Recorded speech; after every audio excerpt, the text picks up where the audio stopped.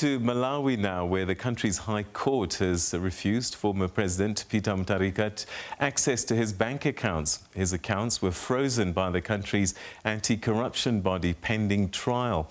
The former president's bank accounts, as well as those of his wife Gertrude, were frozen last August. This after the Anti-Corruption Bureau, the SABC, accused him of benefiting from a $6.6 million cement scandal. Well, to get a little bit more insight on this story, we now welcome news analyst and editor Daniel Mababa, who's in Malawi. He joins us now via Skype from Lilongwe. Thank you so much for joining us, Daniel. Always good to talk to you. So, former President Mutharika, bank accounts frozen. Did the court explain why they would not allow him access to his funds? Well, thank you so much, Peter, and thanks for having me. Always good to talk to you. So what exactly happened is that the court, particularly the High Court of Malawi, has rebuffed the former president.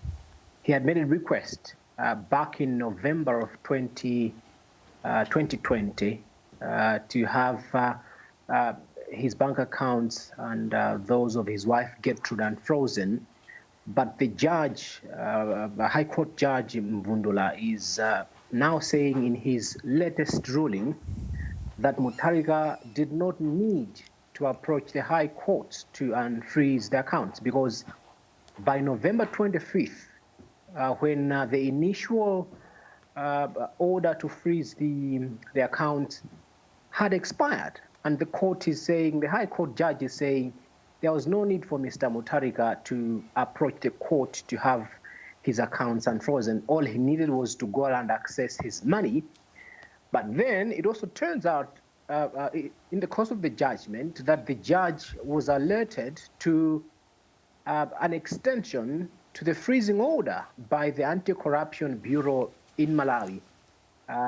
It turned out that the Anti-Corruption Bureau had gone back to the lower court, the magistrate court, to extend that order. So Mutharika still can't access his money. All right. So give us a bit more about the case where he's involved. I believe it's got something to do with his tax number and his former bodyguard.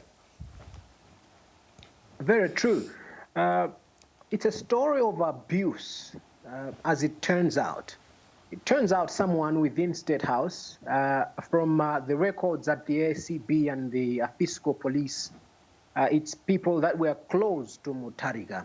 The ACB and the fiscal police had done investigations, had questioned Mutharika at some point, and it turned out he was not in the know as to what was going on.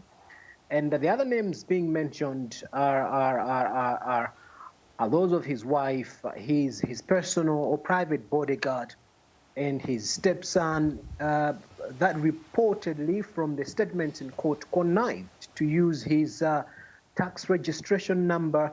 Under that tax registration number, a president of this country, Malawi, is entitled to millions and millions of worth of goods in importation. Mm. And so it turns out those people close to the president misused that window of opportunity to import in Malawi thousands and thousands of cement in the country. That was, as it turned out, sold out at very cheap prices to some people in the country, to some traders. All right. So the issue is, people around the president imported goods using his tax number, and therefore they were tax-free, duty-free, hence they could sell them for cheaper. Is this trial then about trying to find out how much the president actually knew? And I guess there's quite an amount of funds in his bank account, and they probably want to know where the money came from. So the question of whether the president had prior knowledge to what was happening was partly answered, but since the matters are still in court, it still remains whether there is anything more to it. When the president was initially questioned by the fiscal police here, he told them he had no prior knowledge whatsoever to what was going on. It's as if whoever was using his account as a president did that fraudulently. But as I say, the matters are still in court. The SCB, that's the Anti-Corruption Bureau, the Fiscal Police are still pursuing that matter in court. It also remains to be seen who are the other suspects concerned. There are about 3-4 people that have already been arrested and are answering charges in court. So the question of whether the president, how much the president knew what was going on, was partly answered because he himself personally denied ever having knowledge to what was happening. But more to that is the issue of abuse that all the people involved in this matter are now, as it turns out, it was very systematic, it was very organized, at the heart of power. All these people were right at the State House, inside the home of the president. And so there are all those questions around what could have been happening and who was supposed to do what and who didn't do what. Yeah, I suppose some people might be thinking it's incredible to believe that so much was imported and he had no clue that it was being done in his name. Do we know how wealthy the former president is, how much money he's got in the bank, and where that money came from on a presidential salary? That information remains unclear. Every Malawian, people have been pestering to find out how much is the president worth, and that information remains under wraps. We haven't gotten that information from our official sources yet, be it from the Fiscal Police, be it at the Anti-Corruption Bureau.